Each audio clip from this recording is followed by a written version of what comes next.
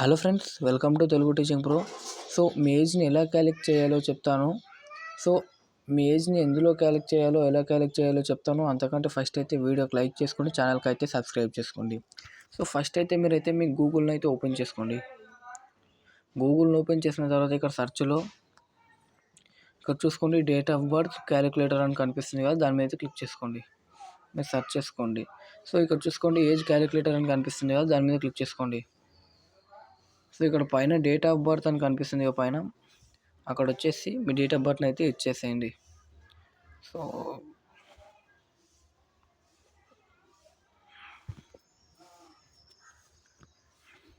ఇచ్చేసిన తర్వాత ఇక్కడ చూసుకోండి, కింద అయితే ఈరోజు డేట్ అయితే ఉంటుంది. సో కింద క్యాలిక్యులేట్ అని కనిపిస్తుంది కదా గ్రీన్ కలర్లో, దాని మీద అయితే క్లిక్ చేసుకోండి. దాని మీద క్లిక్ చేసుకున్న తర్వాత ఇక్కడ కనిపిస్తుంది చూసుకోండి, 16 years 6 months 28 days. ఇక్కడ చూసుకోండి, మీకు కింద మంత్స్, డేస్, ఇంకా హవర్స్, మినిట్స్, సెకండ్స్ అన్నీ కనిపిస్తుంది. సో ఫ్రెండ్స్, వీడియో కనుక నచ్చినట్లయితే లైక్ చేసుకోండి, సబ్స్క్రైబ్ చేసుకోండి.